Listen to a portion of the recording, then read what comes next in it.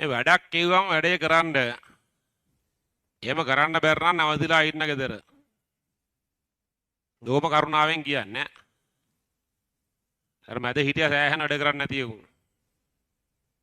ගෑන් ළමයින් පොත් බලනකොට ඒ જાතිය තමයි ඉතින්. වැඩ කරන්නේ නැති උන් හිටියොත් දැනට ඉස්සරහට යවනවා. තාම එළෙව්වේ නැහැ පොඩි උන් හින්දා.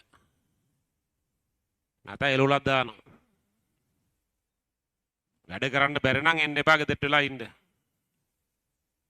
එහෙම පන්තියෙන් එළෙව්වා කියලා ළමයි අඩු වුණා කියලා එහෙම බය නැහැ අපි. ඕලෙවල් පන්ති වගේ නෙවෙයි. සමහර ඒලෙවල් පන්ති වගේත් නෙවෙයි. මේවට මොනවාද මේ ඩේ කෙයාර් සෙන්ටර්ස් නෙවෙයි. ළමයි බලාගෙන ඉන්න එක නෙවෙයි කරන්නේ. එහෙනම් ඉගෙන ගන්න උවමනාවක් නැත්තම් නෑවිත් තියෙන කිසි ප්‍රශ්නයක් නැහැ. එනවා නම් වැඩ කරන්න.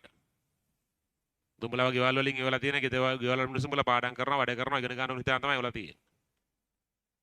ඒ මිනිස්සු උඹලාට සෑහෙන විදම් කරනවා. නිකන් ගණන් හදලා බලන් ෆීස් ටික විතරක් කීයක් වෙනවද කියලා. ගමන් ගාස්තු දවල්ට කන්න දෙන සල්ලි පෑම් පැන්සල් වලට යන සල්ලි ගණන් හදලා බලහම මාසෙට කීයක් වියදම් කරනවද කියලා වාට.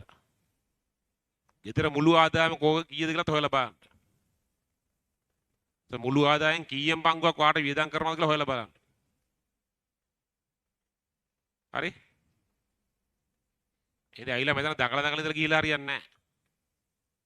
හැම කිලෝ මුල මේ වැඩේ කෙලව ගත්තට පස්සේ ගෙවල් වල මිනිස්සු අපිටත් එක බනින්නේ. කොහේවත් යන හැන මට ගහ ගන්න ඕනේ නැහැ.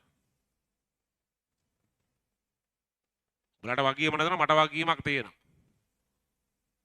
ආත ඕගොල්ලෝ වගේම සාමාන්‍ය පවුලක ළමයෙක් මම. මේ තියෙන ඔක්කොම ටික මට හම්බෙලා තියෙන උඹලා වගේම මේ මධ්‍යම පාන්තික ළමයිගේ අම්මලා තාත්තලා ඒ ළමයිට උගන්වපු නිසා මට දුන්නා සල්ලි මග ළඟ තියෙන. උගන්වපු නිසා ඈ. බල අයියලා අක්කලා නැන්දලා මාමලා අයියලා අක්කලා එහෙම ඇවිල්ලා දෙනවා අපේ පන්ති. එදා ඉඳන් මේ දක්වාම අපි උගන්වුවා. බොරු කරලා නැහැ කවුරුවක්වත්. ඕන කෙනෙක්ගෙන් අහලා බලන්න. කවුරුවත් බනිනවද කියලා අපිට. කවුරුත් අපි බොරු කරා කියලා කියනවද කියලා. මුළු ඉතිහාසෙටම හොයලා බලන්න. එහෙම කවුරුවක්වත් කියන්නේ නැහැ.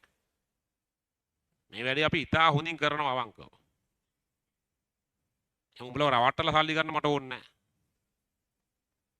එහෙනම් එනවනම් වැඩේ කරහන් හරියට. බැරි නම් එන්න එපා. හරි පැහැදිලි.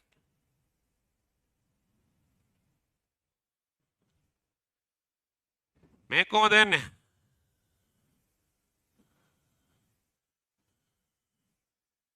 මේකේ හයිඩ්‍රොක්සිල් දෙන්නෙක් ඉන්නවා. එස්ප්‍රෙසුත් දෙන්නෙක් ඕනේනේ. ඒතර හයිඩ්‍රොක්සිල් දෙන්න